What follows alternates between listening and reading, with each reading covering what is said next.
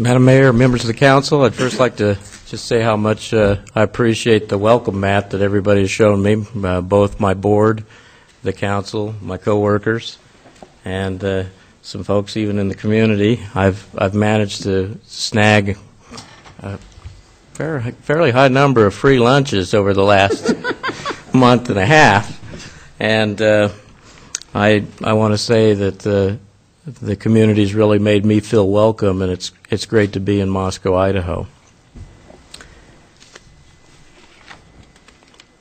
I've got 15 minutes to get through these, so we're going to move pretty quick.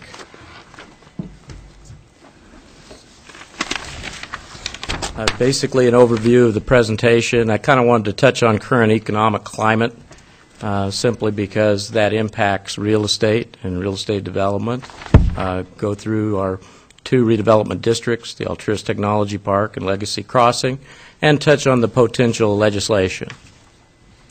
In July of '09 is when the market really bottomed out within the United States. Every state in the nation was in recession in July of '09.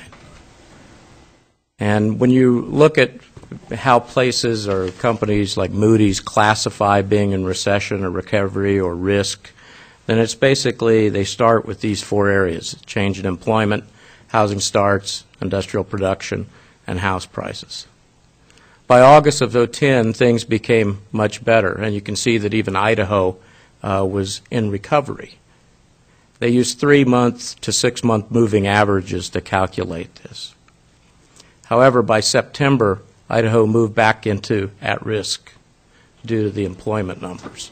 And you'll notice that the only state in the nation that was expanding was North Dakota due to the oil sands productions. October pretty much stayed the same. By November 10th, or November of 2010, then Montana joined us also as being at risk of recession. Unemployment rates by the end of November 2010, U.S. was 9.4, state Idaho 9.5, Latah County 8.0. And so we basically, the unemployment rate in Latah County increased 2 percentage points from the end of 2009. And when it comes to the issue of foreclosure, which is a determining factor in how well your economy is performing or not performing, basically 1 out of every 309 housing units received a foreclosure filing in Idaho in December of 2010, which equals over 2,000 units. Fortunately, in Latah County, we only had 6 foreclosure properties and was one of the lowest areas in the state, if not the lowest. On house prices, the trend is downward, and the market is still trying to find its footing. Construction employment, Idaho lost 15.5% of its workforce, 5,100 jobs. And just to put that in perspective, out of the 51 markets, including the District of Columbia, then Idaho was basically number 50. Nevada was the only state that performed worse. The Boise MSA lost 2,000 jobs, Coeur d'Alene 500, Lewiston, and then Latah County lost almost 8%. 37 jobs were lost. So forecasts and predictions, they can be very difficult, especially about the future.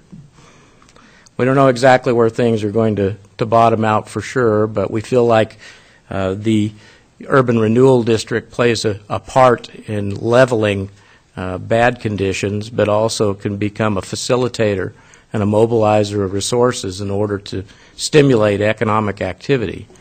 We have 2 districts, basically Alturas Technology Park District, which has been around since 1995, I believe is when it was actually created.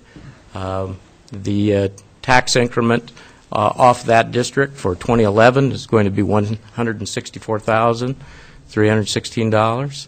Legacy Crossing, basically the newest district, was the increment coming off of that for 2011 is going to be $63,000. The Alturas Revenue Allocation Area, and you can see the Alturas Technology Park in the red. Basically, what this district has been able to do over the years, from 1995, where the valuation was $4.6 million, and by 2010, that valuation soared to $22 million. And so through the URA district, basically the direct and indirect economic impact, you end up with a figure of almost $27 million. What's next for Alturas? We still have some lots that we need to move in that area, so we need to be a lot more aggressive about how we market, how we package. 2 of the lots, we do have an E&A agreement in place, but we still need to stay focused. Could you translate that abbreviation for us, please? Sure. That stands for extraterrestrial. I mean, no, it stands for basically an E&A is exclusive negotiation agreement. So basically, we have an opportunity to negotiate the price of the lots and the timing of any sale. The Legacy Crossing District is much bigger, being 163 acres, but you notice that the valuation is quite low because of the challenges that are in the area. A lot of deteriorating properties, brownfields, poor circulation. But the opportunities that are there are to increase property values, stimulate job growth, housing choice, adaptive reuse, and infill development. Our objectives in the district are basically to provide for new commercial and mixed-use development, eliminate unsafe and hazardous conditions, assist private development through parcel aggregation, acquisition, demolition, disposition if necessary, improve multimodal transit and parking opportunities, prevent blight, and promote sustainable development to minimize environmental impacts. The current projects that are kind of underway there now, the Anderson Group, their particular property, as of last Friday, I met with the Anderson Group, and they told me that DEQ had issued basically a compliance letter and the closure for their environmental phase of their project. So that's exciting news because it means now that they can move into their pro forma and to their phasing program and feasibility to see what type of project they'll really be able to bear on that site. The URA is a partner in that deal.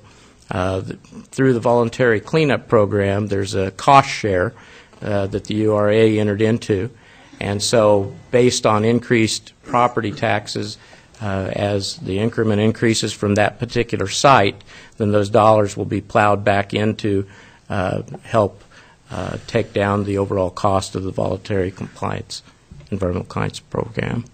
You can see the district also is a property owner in the area, the 6th and Jackson property. And these 2 sites are really joined at the hip. We need to be good partners because there's going to be a need for parking somewhere in that site, how we decide that, the density of the site, even the treatment along the streetscape, especially on Jackson Street.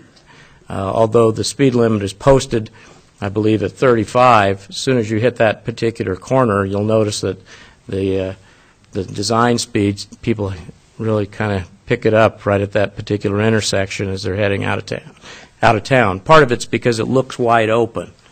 And as we continue to redevelop this area, then hopefully we can calm the traffic a little bit in that area. Potential legislation, these are the number of bills that are coming out of the House. Just a summary of those. One bill would require citywide elections for the URA commissioners. Another bill would allow all of the taxing districts to opt out, which would basically starve the urban renewal district. They wouldn't have any money in order to do anything. Another bill would alter the start time, run time, and terminating time for URA districts. And there may be some areas in here that the URA could support. Currently, there's a 24-year horizon for districts before they're closed. There's some folks that are recommending that the 24 years be pushed back to 20 years. And I think that's something that the URA could certainly live with. One bill also would repeal the urban renewal law completely, and another bill would require a two-third vote to issue bonds. Do incentives matter? Prior to coming to work here, I worked as a national site selector. We completed, in the last 18 months, we did 24 facilities across the country. And as part of my job, I negotiated incentive agreements in different markets. And I can tell you as a site selector that if all things are being equal, if some community is able to offer me an economic advantage for my particular project over another location, then that is going to be a determining factor as to where I cite that facility. Area Development Magazine conducts a survey. They've done so for 24 years in a row. And they survey industry executives and ask them to rate and rank the importance of various attributes when it comes to citing projects. And so incentives, when it came to the survey of industry executives, ranked number 8 in importance. You'll notice site selectors actually rated it even higher in their survey, and this was the 6th year that Area Development used site selectors in their survey data. And last year it was actually number 1.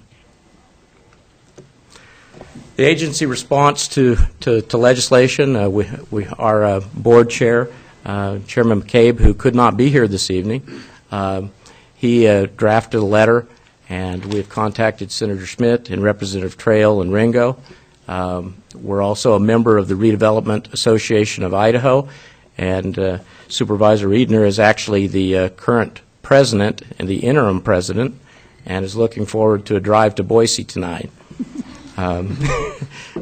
Mayor Cheney and Council President Kraus have provided comments to Chairman Barrett, and the Bureau will continue to testify as needed before the House and Senate. When it comes to urban renewal, if you don't like urban renewal, you're going to like irrelevance even less. Tibetan monk wrote that. Thank you. Are there any questions? We do have several members of our board here. We have Tom Lamars, who is our vice chair, and we also have Councilmember Scott, who serves on our board, and I would certainly welcome them an opportunity to just comment on the activities of the Urban Renewal Authority. Thank you, Jeff, for your report.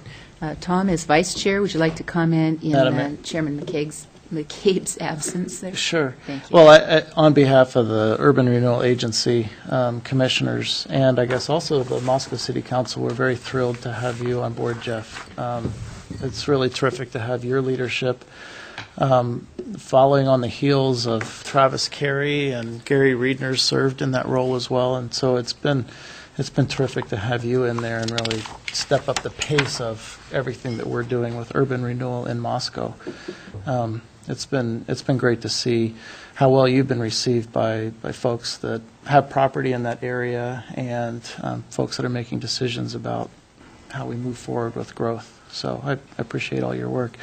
And I also appreciate how much you've been doing to keep us up to speed on what's happening at the state level, to make sure that we're paying attention to what's happening down there and hoping to avoid the pitfalls that could happen if we don't stop some bad moves on that part. I'm very excited about the options that we have for both Legacy Crossing and Alturas Business Park to move those forward, close out the park, get it fully occupied, and move forward with all the important development that can take place ultimately between our downtown and the University of Idaho. So thanks for being our boots on the ground to make that happen. Sue, did you want to Oh, comment? and I especially appreciate your global perspective, the outside the box of our county and our city, to really see the relevance of it all. And I'm especially pleased in that areas where no research is done, you've just taken it on yourself. So I don't know what you're doing between 3 and 5 in the morning, but you're busy all the other hours. Madam Mayor, Councilmember Scott, I grew up in a family with 3 brothers, so it was kind of root hog or die. I saw Wayne's finger go up here. Oh, Tim? Okay, Tim? Thank you, Mayor Cheney. Well, I, like Tom and Sue, appreciate your presence. I was reading through the Moscow Citizen Survey, and which is going to be discussed a little later in the meeting. It told me that economic development is one of the most important things that the citizens of Moscow want to see brought forth. And so you have a big job ahead of you. Thank you. Jeff's other hat, as most of you probably know, is as economic development specialist for the city. So he is very busy, Sue. You're right. Wayne? They all said a bunch of nice things, Jeff, and everything was very true. I'm worried about you and Gary driving down tonight. You got a long drive ahead of you. I hope you'll be rested tomorrow. I know you're a very diplomatic person. It may be time for diplomacy to take a little bit of a back seat. You need to make them understand what a success story Moscow has been, and I know you understand that, and Gary does too, by all means. So, do your job. Good luck. Thank you. Walter? Thank you, ma'am. Jeff, a question from your presentation. You mentioned that Alturas, I think, is 15 or 16 years old. You also mentioned that legislation currently calls for a 24-year life of a district, if I understood correctly. That's correctly. We've got 6 lots that have not been sold. What happens if they or even one of them is still not sold at the end of the 24 years? Madam Mayor, Councilmember Steed, I would actually have to defer to Supervisor Reedner on that. If I may. Please. We've done some preliminary research in that regard. If Alturas will be terminated at the end of 2015, which will have completed the 20-year life of the district. If there are some properties that are unsold at that time, and the URA holds the title to those properties, the bonds will have been completely paid off. So there are a couple of options. There can either be a nonprofit holding company. We could contract with, say, some outfits such as the Clearwater Economic Development Association. There are a lot of different options that could happen. But those properties would still be held for economic development purposes. But it will not hold up the termination of the district.